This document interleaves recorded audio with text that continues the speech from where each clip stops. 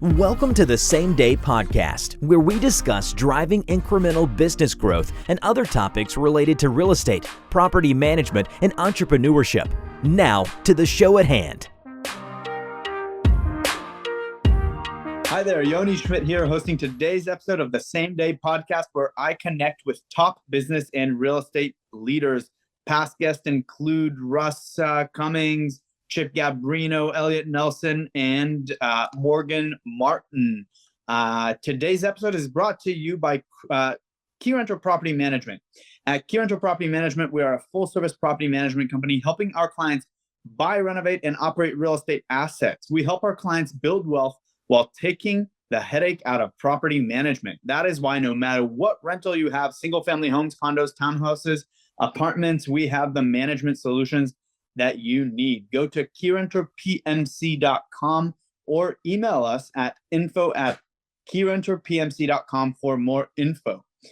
Today's guest is Beau Turner, the founder of Abundant Minds, a company reshaping the world of passive investing through Bitcoin mining. With a background in real estate investing and a degree in engineering management and information systems from Southern Methodist University, Beau has built a white glove, renewable energy powered crypto infrastructure solution for investors seeking transparency, simplicity, and sustainability. His mission is bold yet deeply personal: empower every investor to unlock the full potential of decentralized wealth and build long-term passive income streams through cutting-edge digital infrastructure. Welcome to the show, and thank you for being here, Beau. Thanks for having me, Yoni. Yeah. So, Beau, let's go back to the origin story. Walk us through the journey from real estate investing to launching a Bitcoin mining company. What was the moment you knew that, that was your next chapter? Yeah, so it's like any story, non-linear, and there's tons of intersecting paths. But the simple version is I got my engineering degree, was exposed to Bitcoin while I was in school, and thought it was interesting, but didn't immediately pursue it full time. I went from engineering into real estate development, building the investing portfolio, and really just kind of ignored it for a few years. And then 2020 came around, and there was a lot of change in the world. There's a lot of change in the way that I viewed the investing landscape, and Bitcoin came back into my field of view. And I knew that it had potential. I knew that there was something to be discovered there, or something to be really unlocked there for me personally. But I was very resistant to let go of my real estate portfolio without getting something on the cash flow side. And for any of your listeners who know, Bitcoin is not a cash flowing asset unless you go and lend it to somebody, in which case you're taking on quite a bit of risk. So what came to me was to get into mining, which is Bitcoin's native way of essentially producing itself, of reinforcing the network. And that is just plugging in computers, using energy to verify transactions on a network and get paid in Bitcoin, which is a passive income stream. And so I had a couple of misadventures, one just a couple $1,000s, and another one with a host in Georgia where I bought $500,000 worth of equipment, and that did not work out well. It was a total loss where, I saw the potential in the industry, but unfortunately the operators were really lackluster and just not transparent, and frankly not good business people from what I could see. And so I knew that I had the skill set to build these facilities and operate them.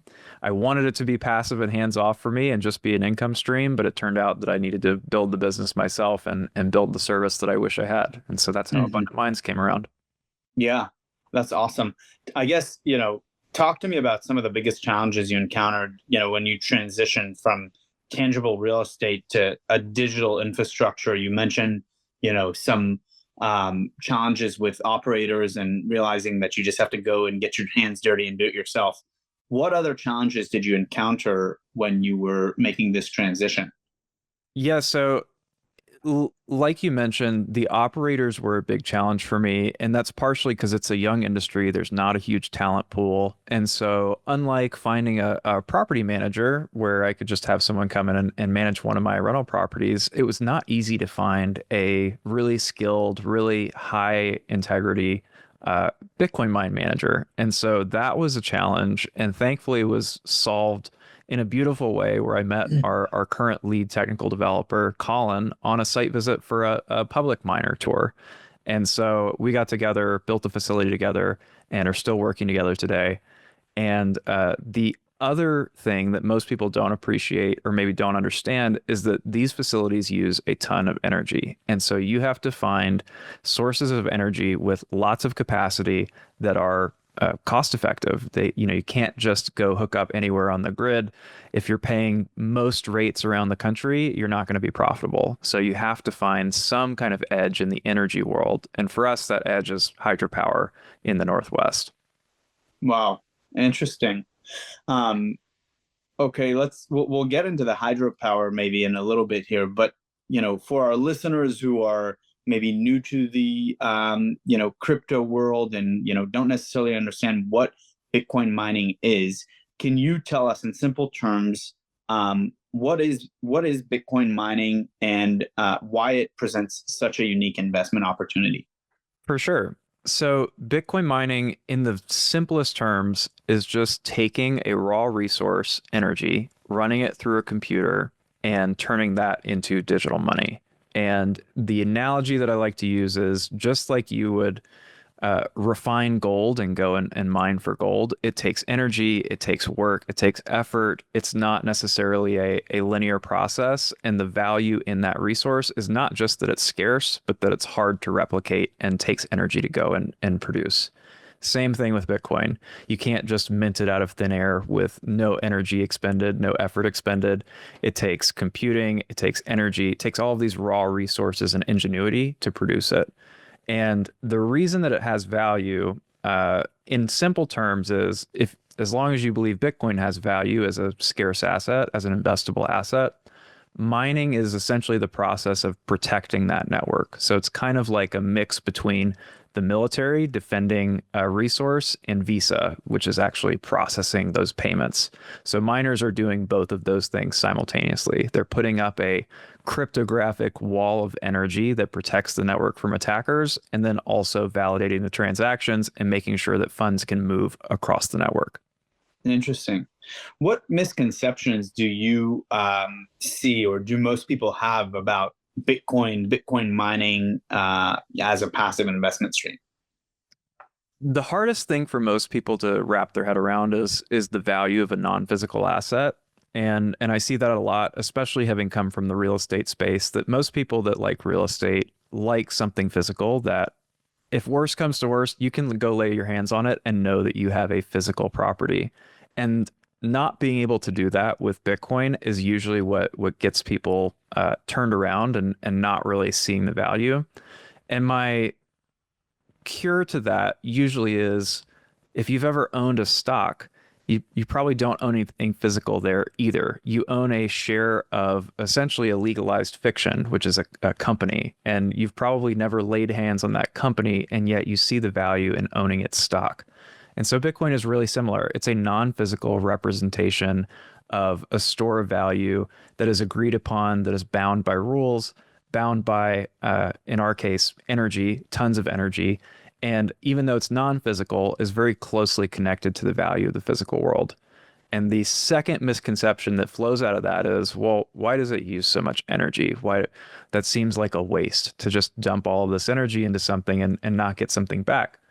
And to that, I have to say that every good currency or every good wealth storage vehicle takes energy to produce, and in some sense is like a battery of economic energy. And in this sense, it's the most pure form of an energy battery that you could have.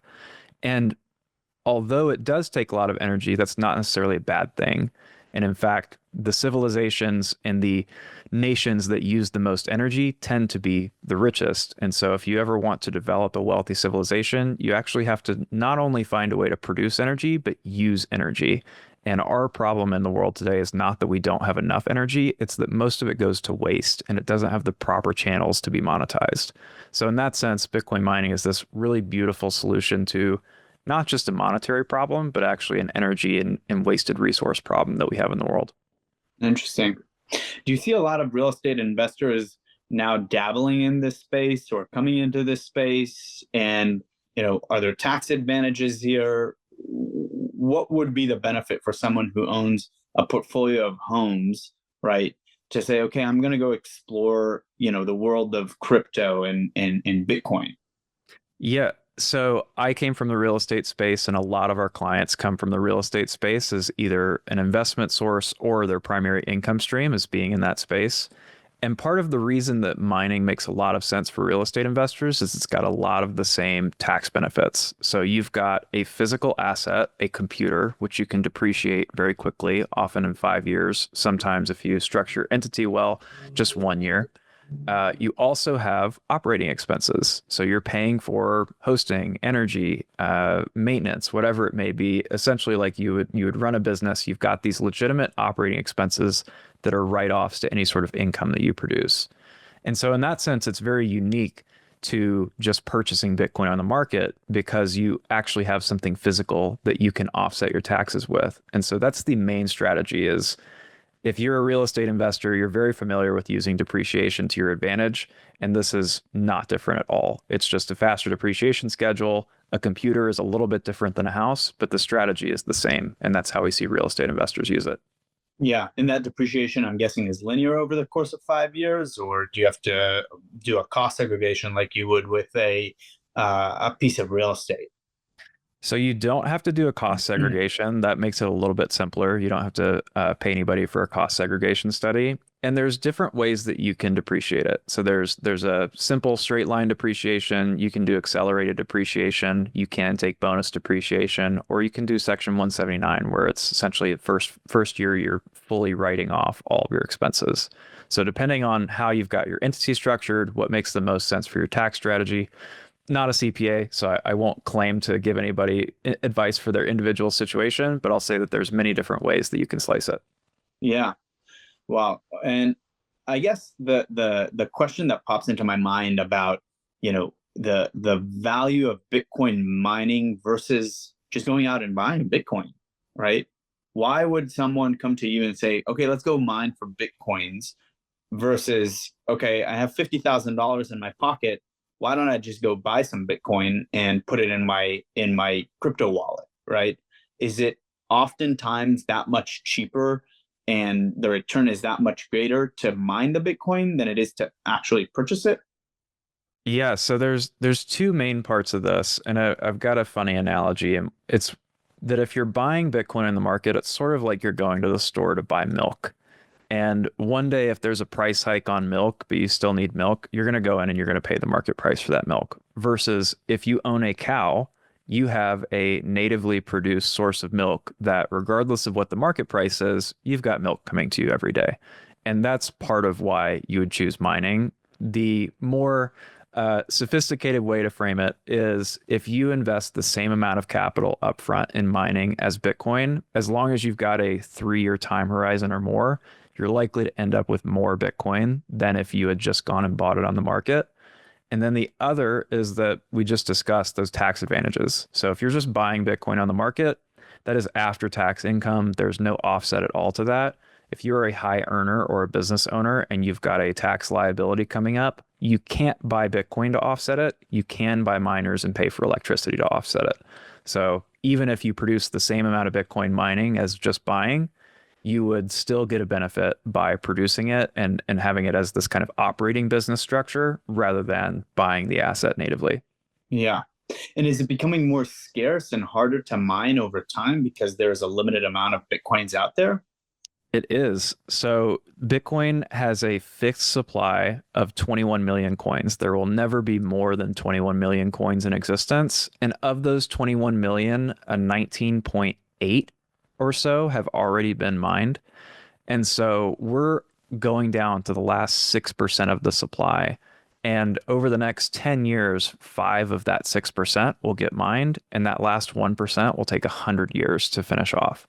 Wow. So this is kind of like a Goldilocks period in the mining space of a lot of reward, a lot of return for comparatively low effort and time. And of course, it would have been nice to figure this out 10 years ago as well. At that point, it was really just people who were quite techie doing it on their laptops. Now we're using these huge industrial facilities. and gigawatts of energy. I mean, the network itself consumes more energy than most mid-sized countries. So it's quite a robust system at this point. But yeah, I would say that the next 10 years are this really interesting period where there is still a lot of opportunity to acquire an outsized amount of Bitcoin, especially through mining. Yeah, interesting. Let's talk a little bit about passive income and strategy, right? So how does someone actually get started investing in mining infrastructure through your platform? And, how much money do they need? So with us, you can start with as little as $8,000 to $10,000 and get a single unit. We do have clients that just have one unit with us. But the nice part about this model is that it's really perfectly scalable and modular. So rather than having to go out and find a new and unique real estate deal every time you've got some spare cash or pay a wholesaler for one of their deals, you can actually just buy a single unit or 5 units or 10 units, depending on how much cash you have available. And we have people from a single unit at 10K to one of our largest clients has over 500 units and has spent multiple millions of dollars with us. So it's really catered to wherever you're starting out. And the unit economics work out whether you've got a single unit or several hundred units. You do have quantity discounts, of course. If you're getting hundreds of units, those are a little bit cheaper for you, but largely works out the same. And as far as the process, we try to make it as simple as possible. I told you briefly about my runaround story and how bad I had it when I first got into the industry. And it was opaque. It was not transparent. It was clunky. It took forever. It didn't work out well. It didn't make me money. So we've set it up to be really simple, where essentially you send a wire, credit card, or ACH payment, or even a Bitcoin payment for a slight discount because it settles in 10 minutes. It's very fast. And we get you set up within the next few hours or the next few days, depending on how many units you order. If we've already got the servers sitting in the facility, it's as simple as changing over one line of code to start getting you payouts. But the process on your end, we're taking care of all of the complexity, the technical setup, everything that you don't want to do and probably don't know how to do well. We're taking care of that, and our customer service team is doing one-to-one onboarding with you, making sure you've got a wallet set up, that your custody is set up properly, that your pool is set up properly, and that you can receive payouts as soon as that same day. Yeah. Let's talk a little bit about the terms that you just mentioned: wallet, pool, right? Payouts. I guess, tell us a little bit about those. Maybe define them so that our listeners can understand. What does that actually mean? Absolutely. So we'll start from the wallet, which is just where you store the coins. And wallets take many different forms. I mean, you can have a wallet on your phone, which is comparatively less secure than having, one of these hardware devices or multiple hardware devices where you have to sign with 2 of these 3 devices in order to move your funds. So there's different levels of security, but knowing that this is still a new space to everybody, pretty much most of the world, you don't necessarily want to go for the most complex technical setup from day one. And so there's stages that you can go through. And depending on how much you're custodying, a phone wallet might be fine. It's only when you get up into those higher dollar amounts or those higher Bitcoin amounts that it makes a lot of sense to think about your custody more deeply and start going down that complexity ladder. The next term would be that pool that I mentioned. So the pool is where you get your Bitcoin rewards paid out. And the reason for this is, early on in the network, you could just literally hook up a laptop and run the Bitcoin Core software and mine to your computer, and it would go straight to your wallet. You would win a block, which is this little segment of Bitcoin that gets mined every 10 minutes, just mining on your own. As the network got more competitive and you saw a lot more computing power going towards it, it was much less likely that you would win a block yourself because you're competing with the rest of the world. And so these machines got way more specialized, and you needed a lot of them to reliably get an income stream. So what came out of that was pools. Pools are just, if you think of a group of people that go and buy lottery tickets together, and when you win, you split the payouts, that's exactly what a pool is. The pool has a way larger chance of winning that payout, and they can evenly distribute it to the people participating in that pool. So you pay the pool a small fee, usually 1% to 2%. And for that, you get more consistency and certainty in your payouts. So the pool is the vehicle that most people are actually hooking these machines up to. And then once the pool balance, the amount that you've mined yourself, gets to an appreciable amount, you will withdraw that to your wallet. So that's your self-custody where you're actually holding your funds. Which is essentially the payout. Exactly. The pool payout is what goes to your wallet, and that is just the Bitcoin that you mined going into your own custody. Got it. Okay. And so, how often do you see these payouts occurring? I mean, if someone came to you with a $50,000 check and said, "Okay, get me started. I'm ready to rock and roll." What does the turnaround time look like from the moment they give you the check to their first payout? So it could be as short as a day. If you want to take it on that first day, you absolutely can.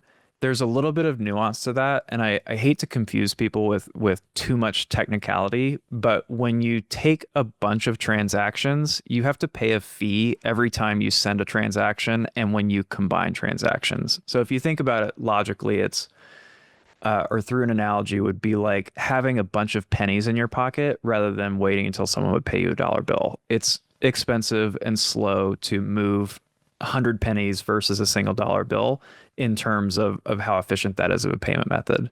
And so when you've got, let's say, 5 machines, I would say you could take a weekly payout without that being an issue. If you've got 1 machine, I probably wouldn't take a payout more frequently than once a month.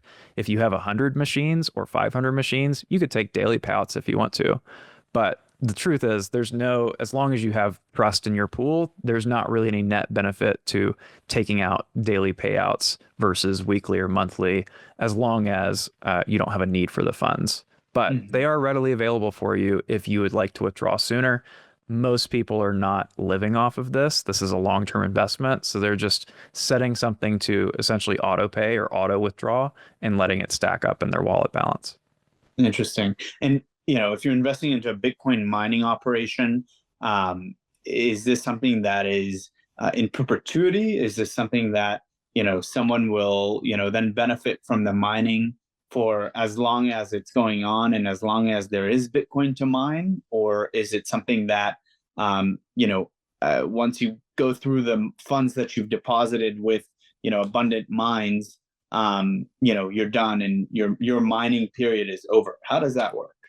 Yeah, so when you work with us, you actually own the machine. That is your machine forever. It lives in our facility and we're taking care of it. You can think of us as a property manager and an IT services company, but that is your computer. So if you wanted it shipped back to you for any reason, that is all yours, and it's yours to sell as well if you would like to sell the computer.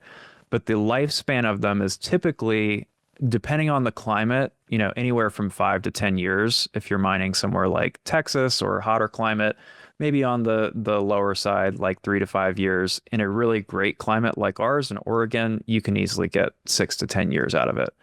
And so as long as that machine is running, that is yours and it's producing income for you. In terms of the way that cost structure works, you would buy a machine from us, that machine is yours. And then to operate it every month, there is a monthly expense. This is basically just an all-in-one hosting fee that covers electricity, spare parts, maintenance, cleaning, upkeep, monitoring, and that is $225 a month. And that $10,000 machine, as we sit today, is making somewhere between $500 and $600 every month. So you've got pretty good margins on a monthly basis, about 50% right now. Wow. Yeah, that is great. Tell me, I guess, let's talk about technology and operations a little bit. In terms of the technology, right? You touched a little bit about, upkeep and maintenance and, the fact that if I were to give you $10,000, I own the machine, and I'm essentially like, I'm paying you rent, right? Or I'm paying you a management fee, let's call it, to house this machine and take care of it. How do you keep up with the changes in technology, the fact that computing power is is increasing over time, right? There's a law, right?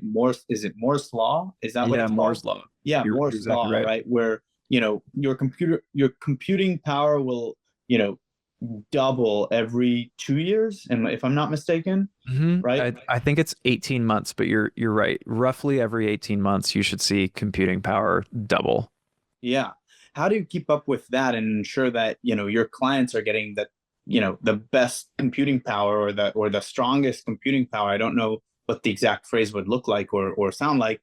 And ensure that your operation is just like the most efficient.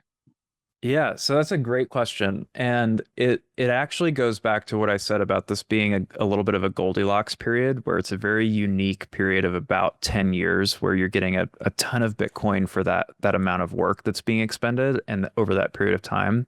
It's kind of similar in the way that the chips have been developed and progressed. So in those first few years of the network, you're right. You were building a mining machine, and within a few years, the next one was 10x more efficient and did it 10x better.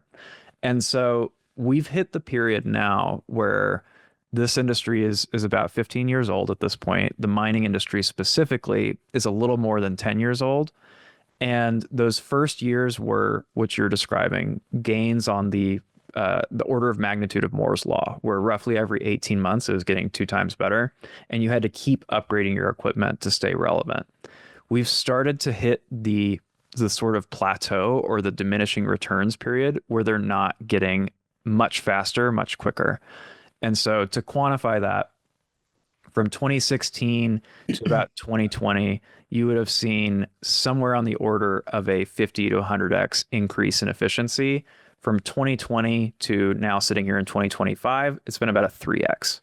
And so it's significantly slowed down in terms of those efficiency gains. And there's an argument to be made as well that we've hit the sort of bounds of physical reality where you cannot cram much more density of or chip size into these small containers, where if you have circuits too close to one another, then electrons will start interfering and bouncing off one another. So we're bumping up against the laws of physics in terms of how densely and efficiently we can design these things.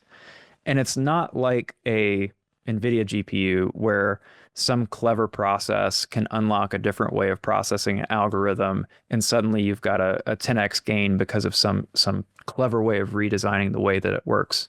This is very much a brute force computer. In terms of the computing world, a Bitcoin miner is a very dumb computer. It does essentially trillions of guesses a second and is generating random numbers.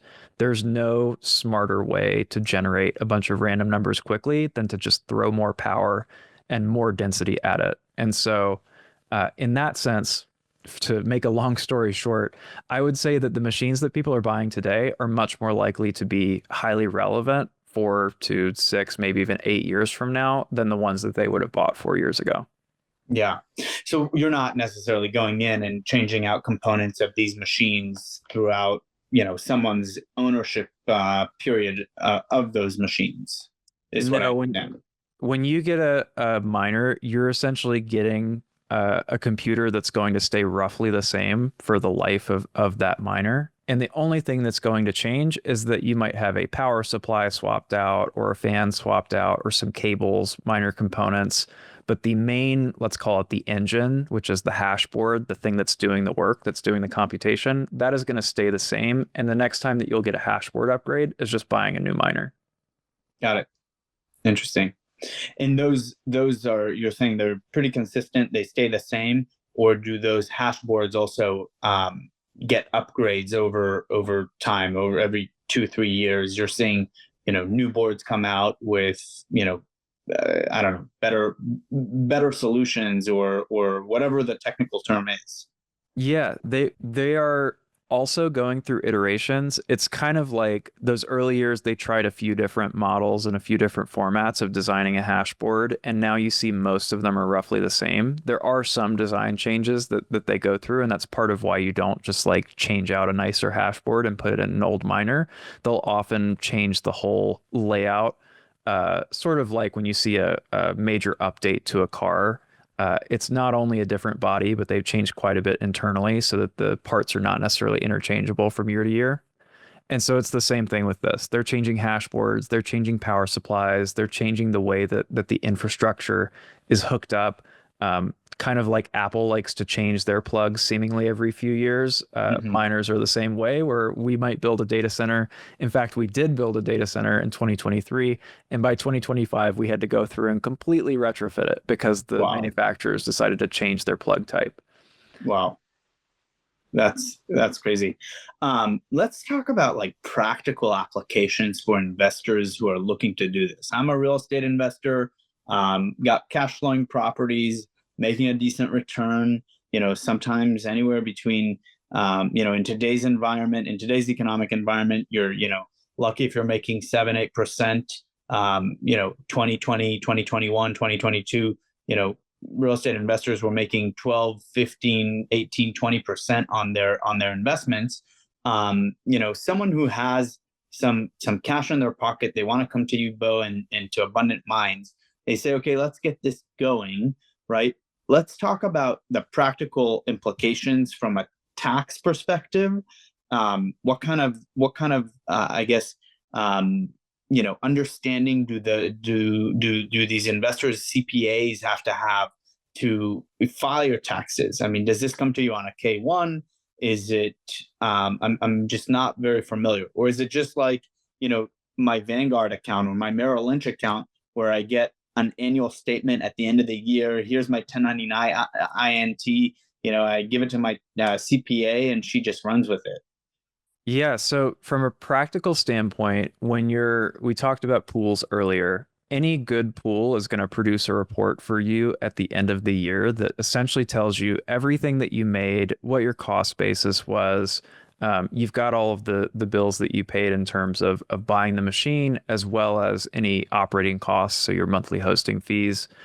But you'll find that this is not too complicated for CPAs once they get their hands around how it actually operates. It's no different than a standard business model. And if there is any gap, we do have several tax professionals that we consistently refer people to who do a great job of, even if you just need them for a quick consult of how to treat it, can be really helpful. You don't necessarily need to transfer all of your business activities over to a new CPA, but it is helpful to have some advice from people who are not only advising their clients on this, but doing this themselves. But on an operating basis, it's very simple. You just have to pull a report once a year, give it to your CPA. You can tell them what is earned income, which ones are operating expenses and offsets, the value of that computer, depending on what depreciation schedule you select. You're letting them know how much you paid for it, and they're determining how much of that to write off in year 1 or years 2 through 5. And that's pretty much it. Once you earn the Bitcoin, that is treated as earned income. And so this is something to know, is that currently we're still waiting for the IRS to kind of fix this, because this isn't how it applies to like a gold miner. A gold miner doesn't get taxed the second that they mine the gold and pull it out of the ground. They get taxed when they sell it. Currently, Bitcoin miners are facing double taxation, where you get taxed when you mine the Bitcoin and then again when you sell it. So right now, let's say you mine a full coin for 100K, you've got $100,000 of taxable income that has to be offset by your depreciation and your operating expenses. And then if you hold on to that coin, then it appreciates to 200,000. If you sell it at 200, you've got a capital gain that you have to pay then on that $100,000 gain. So you've got both earned income taxation and then capital gains taxation. We would expect that to be fixed within the next few years, especially considering the administration really loves this industry, and even the Trump boys are currently involved in a Bitcoin mining venture on a pretty large scale. So I would expect that this is a priority for them to help fix, but that is the way that it currently works. Interesting. And okay, so back to the example that you just gave of you mine one Bitcoin for $100,000, which would mean that you need to buy 10 of those units and 10 of those computers. Is that kind of how the math tracks, or am I off? You're pretty close. So it's to mine one Bitcoin a year, you need to get somewhere between 20 and 25 units. So that's an initial spend of about 200 to 250,000, and then you're looking at electrical expenses of about 70,000 for that first year right now. A little under that, like 65. So you are looking at quite a few machines to make sure that you can mine a Bitcoin per year. Yeah. Wow. So it's about $2,500 per year per computer in terms of just electrical costs. There's a $225 monthly fee, or is it $275? $225 is that all-in monthly fee. $225, yeah. So what could someone expect as their total operating expenses when they're buying at least one machine? So your total all-in expense is going to be that $10,000 for that computer up front, and then that first year of hosting will be about $2,700. And you would expect that computer in that first year to make you somewhere between $5,000 and $6,000 worth of Bitcoin, or 5 or 6% of a Bitcoin. If you see Bitcoin at 200K, then your investment's paid itself off within that first year. In years where Bitcoin is flat, there's no price appreciation whatsoever, you'd expect more like a 20 to 30% return. Yeah. Wow. Let's talk about looking ahead. What's next for Abundant Minds? Expansion, innovation, something that we should be on the lookout for? Yeah, so we are rapidly expanding in terms of building and acquiring new data centers. Right now, we're just in Oregon, and we have plenty of opportunity in Oregon to develop and acquire more capacity. But ultimately, our mission is to lower the cost of energy for the entire Pacific Northwest. And so we haven't gone into this rabbit hole yet, but I think of Bitcoin mining as the most effective, cost-effective, and flexible energy management resource that we have available to us. In many ways, it acts like a battery, but it's always wanting energy, but is always willing to give it back or give back that capacity at a moment's notice. So our mission is build as many of these energy management resources around the Pacific Northwest as possible, become the largest grid balancing resource in the Pacific Northwest, and then start giving capacity back at key points of the year. And this could be a 2-hour podcast on its own, just describing how this works. But essentially, energy for a couple of periods of the year in the dead of winter and the heat of summer gets extremely expensive, and there's a lot of demand for it. And what you'll find is that most consumers on the grid are not flexible consumers. They're not willing to turn off their energy usage at a moment's notice. And you'll see this with traditional data centers and AI facilities. They are not willing to cut off. What they do is too valuable, and they need basically 100% uptime in order to make their business model work. And so you find these periods of strain on the grid that not only result in a lack of energy available, but what is available is extremely expensive. So what we do is, for these key periods of the year, like 1 to 5% of the actual hours in the year, we're cutting off, and that's avoiding 10 to 15% of all of the energy costs that an entire region would pay. And so that's our main goal, is to spread that around, get that into as many communities as possible, and actually make them far better energy buyers, and by default, make the energy management portfolio of the entire region much more efficient and effective. Interesting. And so you would become basically a producer of energy that you would sell back into the grid? So this is it's a great question answer, because we don't technically generate energy, we're consuming energy. Yeah. But in terms of how the grid sees an energy resource, whether you add a megawatt of generation or you subtract a megawatt of demand, it does exactly the same thing for the grid. So what we're doing is, instead of making the grid pay for like a fossil fuel powered peaker plant, which is essentially one of these emergency resources that rarely ever gets used, but when it does get used, costs a huge amount, like 100 or 200 times more than your standard energy rate to turn on. Instead of paying 100 times more for that to turn on, they are paying us like 5 or 10 times more to turn off. And that does exactly the same thing for the grid, and is way cheaper for the grid, and also helps us offset costs for our customers and give them the lowest energy rates possible. Yeah, interesting. Well, finally, what advice would you give someone who's sitting on the sidelines, interested in Bitcoin mining, but they're unsure how to start? I would say start small, because it's hard to really be motivated to learn about something until you've got a little bit of skin in the game. So whether that's buying $1,000 worth of Bitcoin or buying a single miner for 10K and coming out to visit it and see the site, I think a huge part of the return of this space is not just the financial return, but the return on your education and investing in your own ability to discern, how is the investment landscape going to change over the next decade? How is the world going to change over the next decade?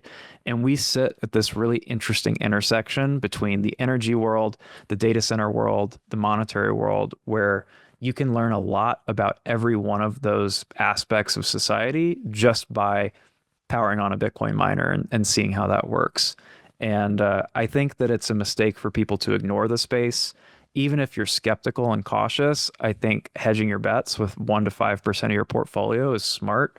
And if you're like me and you do your homework and do your 1,000 hours and probably now closer to 4,000 or 5,000 hours of research and work, you might have it take up quite a bit more of your portfolio. If you're on my level, it might be 90% or more of your portfolio that you put into this space. Yeah. Awesome. Beau, hey, thank you so much for educating me about Bitcoin mining and the world of cryptocurrencies. And we'll put your website down below if anyone is interested in reaching out to Abundant Minds. Really appreciate you coming on the show and teaching us a little bit about this.